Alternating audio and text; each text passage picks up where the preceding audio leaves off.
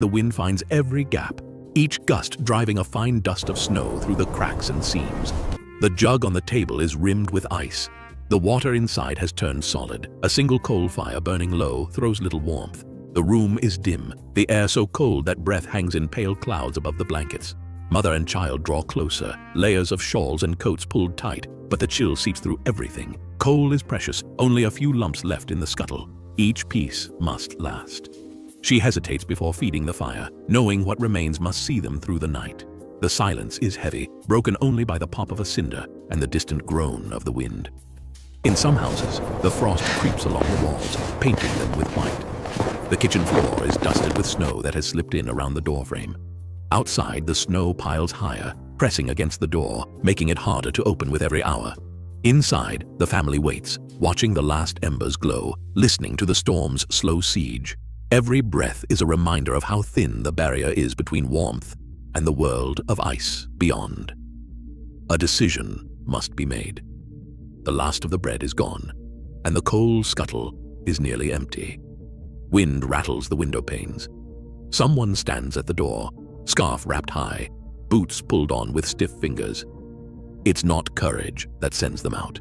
It is hunger and need, a duty that cannot wait for the weather to pass. The handle is cold as iron. When the door opens, the blizzard surges in, swirling snow across the floor, stinging faces, making the hallway vanish in a haze of white. The family inside watches as the figure steps out, coat flapping, head bowed against the gale. The door is forced shut once more. Snow already piles in the corners, driven by the wind through every crack. Within minutes, the threshold is rimmed with drifts. Each gust heaps more against the wood, packing it tight inch by inch. Inside, the silence grows heavier. The fire burns lower. The outline of boots fades from the step, lost beneath the rising snow. Soon, the door will not open at all.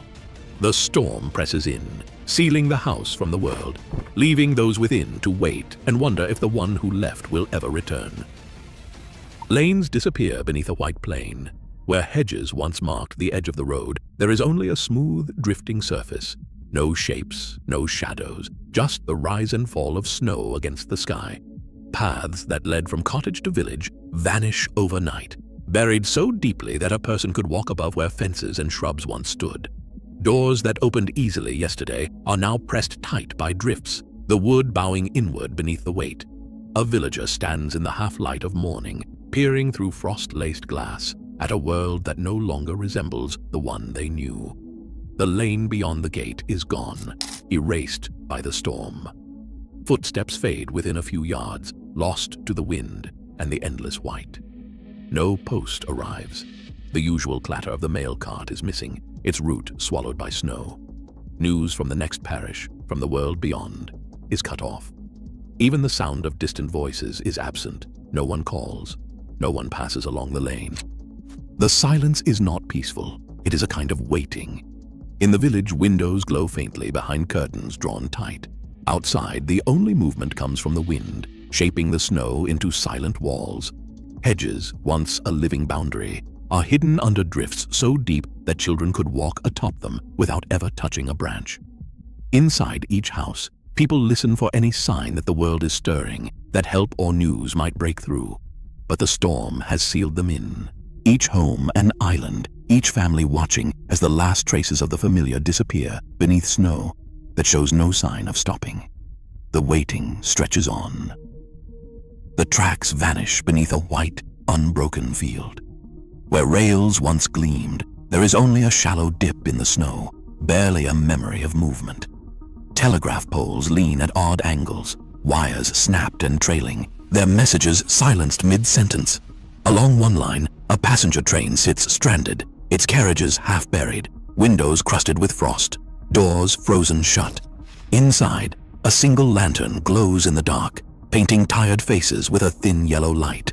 The heat from the stove is no match for the cold that seeps through every seam. Passengers huddle together, coats pulled tight, breath clouding the glass.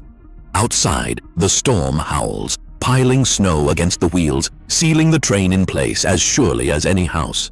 No word comes from the city. No relief train arrives. The telegraph wires that once carried news and hope now hang useless, heavy with ice. By morning, the train is just another shape beneath the drifts. Some lines have been abandoned entirely, engines left to freeze where they stopped. Across the countryside, railways and roads are erased at once, cutting off villages, farms, and towns alike. The world beyond becomes unreachable, not by distance, but by the weight of snow and the silence of broken wires. Inside the carriage, the lantern burns low, and the night seems endless. Every hour, the cold presses closer. Rescue will not come soon. The storm has made an island of every place, and every person waits for morning, not knowing if it will bring help or only more snow. A child stands by the door, listening for footsteps that never come. The handle is buried in snow, frozen in place.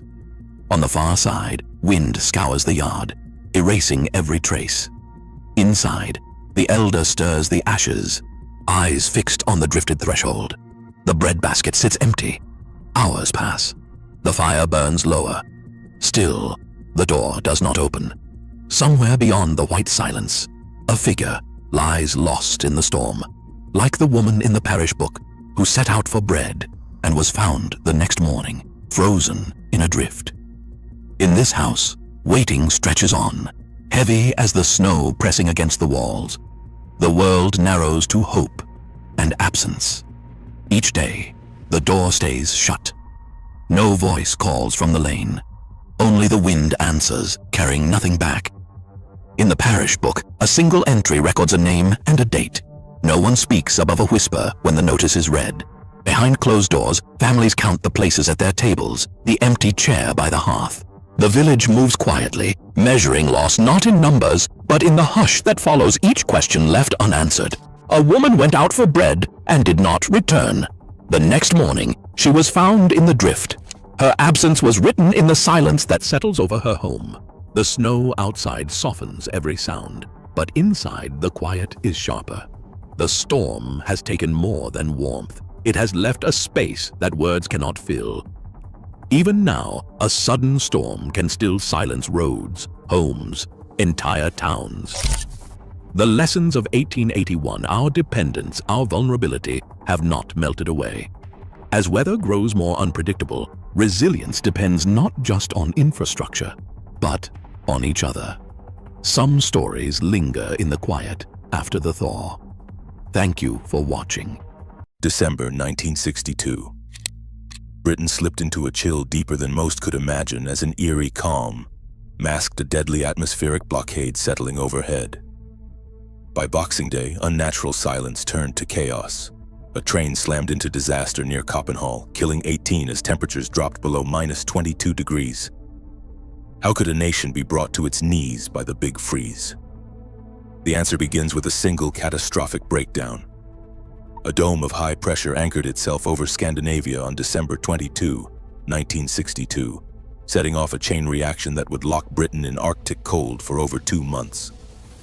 The Met Office, tracking synoptic charts by hand, watched as Atlantic storms veered north, unable to break through the wall of still air.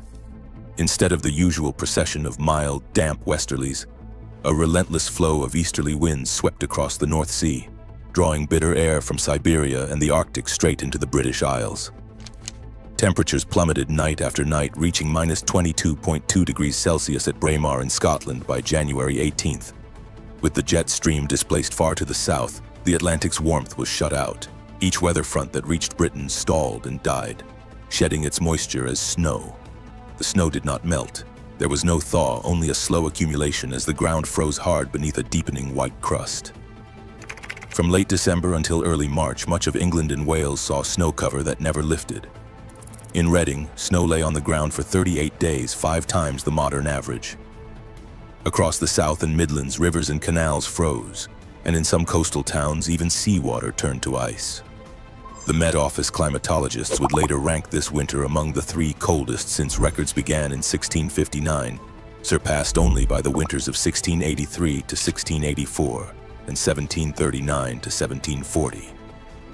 The block's persistence was extraordinary. From December 22 until the first week of March, Britain remained under the grip of this atmospheric stalemate. Each clear night, radiative cooling over snowfields sent temperatures lower still, compounding the freeze. This atmospheric blockade did more than bring cold. It strained every part of the country's infrastructure, from railways to power lines, and set the stage for cascading disruptions that would touch every corner of daily life. Boxing Day, 1962. Temperatures stayed well below freezing as darkness crept over the rail lines north of Crewe. At Winsford, the Liverpool to Birmingham train, led by an electric locomotive, ground to a stop at signal 114. The driver stepped out into the biting cold, breath hanging in the air, and reached for the lineside phone to call Coppenhall Junction. The signalman's answer was grim. Points ahead were frozen, congestion was mounting, and no trains could move until the blockage cleared. Inside, nearly 300 passengers waited, coats pulled tight, unaware that another express was drawing closer from behind. The midday Scot, running from Glasgow to London with 13 coaches and over 500 people aboard, approached the same stretch. Its driver, Russell, halted behind the Birmingham train at a red signal. Regulations required him to contact the signalman before moving. He tried the signal telephone, but the line was dead. All upline phones had failed minutes earlier, likely frozen or shorted by ice. With no way to communicate and pressure to keep the schedule, Russell invoked the emergency stop and proceed rule, meant for rare situations and only with extreme caution. He moved forward, but not at the slow crawl the rule demanded. Ahead, signal 110 switched from red to yellow, cleared for the Birmingham train, which had just begun to move. Russell saw the yellow aspect and, misreading it as permission to accelerate, picked up speed. In the darkness and blowing snow, the rear of the Birmingham train appeared suddenly, a black mass looming out of the night. There was barely time to brake. At 6:01 in the evening, the midday Scot crashed into the rear coaches at 15 to 20 miles per hour. The impact shattered couplings and telescoped coaches. 18 passengers died instantly or within minutes. Dozens more were injured. Circuit breakers tripped, alerting signalmen. In the freezing night, a nearby farm shed became a makeshift mortuary. The Ministry of Transport inquiry would later reveal a chain of frozen points, failed phones, and human judgment stretched to breaking. On the uplands of Dartmoor, the cold was more than an inconvenience, and it was a matter of life and death. In the days following the blizzard of December 29th and 30th, snowdrifts reached 6 meters, swallowing stone walls and barns, turning familiar lanes into blank, impassable corridors. Villages vanished behind white barricades. Roads and footpaths disappeared. Farmhouses that had stood for centuries became islands in a frozen sea. For the farmers, the silence was not peaceful. It was the sound of animals trapped beyond reach, herds and flocks scattered across fields now buried under snow. On Dartmoor alone, 6,000 sheep and cattle went without food for 4 days, their hay and silage stores cut off by drifts too deep for any tractor or horse. By the second night, the only way to reach them was from the air. Royal Air Force helicopters, pressed into service by desperate calls from the Ministry of Agriculture, dropped bales of hay and sacks of feed into white fields. The pilots navigated by memory in the shape of hedgerows barely visible beneath the snow. Even so, many animals would not survive. When the thaw finally came, the scale of loss became clear, carcasses revealed in the melting drifts, a grim tally of a winter that offered no mercy. Farmers spoke of helplessness, of walking out each morning to see another dozen sheep lost, or a barn roof collapsed under the weight of ice. Some families burned their last coal in kitchens colder than the outdoors, rationing food and paraffin, waiting for a snowplow or a passing military convoy. In the uplands, isolation was measured not just in miles, but in days without news, weeks without mail, and the growing certainty that help might not arrive. Survival depended on neighbors sharing what little they had: fuel, food, a working radio. Relief sometimes came in the form of a single army lorry, headlights pale against the drifts, bringing bread, milk, or medicine to a village unseen for a fortnight. The hardships of the countryside often went uncounted, their scale hidden beneath the snow, but the toll on rural life was as real as any headline from the cities. By New Year's Eve, the freeze had pushed city life to the edge. Across Britain, 200 major roads and 25,000 miles of highways were blocked by snow or ice. Buses and lorries were abandoned at odd angles, engines frozen solid, with only the scrape of shovels and the distant hum of a single snowplow breaking the silence. In Manchester, London, and Birmingham, household taps ran dry as water mains froze beneath the streets. For thousands, the only source of drinking water came from corporation carts trundling through neighborhoods, with families queuing in the cold for a few gallons at a time. Inside homes, the cold crept in. Ice formed on the inside of bedroom windows, and in some flats, water froze in the toilet cisterns. Coal deliveries, already stretched thin by blocked roads, began to fail. Households rationed the last lumps from scuttles, burning scraps of wood or even old furniture to keep a single room warm. Gas pressure dropped. Electricity flickered or cut out altogether in some districts, leaving families to huddle by candlelight and hope for a break in the weather. Milk rounds ground to a halt. Delivery vans could not get through side streets, and even when farmers managed to milk their cows, the bottling plants and dairies were paralyzed by transport failures. In some areas, milk spoiled or had to be dumped, while city children went without. Rubbish piled up on pavements, uncollected for weeks. Postal deliveries slowed to a crawl, and newspapers arrived days late or not at all. Municipal workers faced a losing battle. Crews dug out hydrants, thawed pipes with blow lamps, and tried to clear main roads, but the sheer scale of the freeze overwhelmed every effort. Public notices urged residents to conserve water and share coal. In council offices, emergency meetings stretched late into the night, searching for solutions as the city's basic systems buckled under the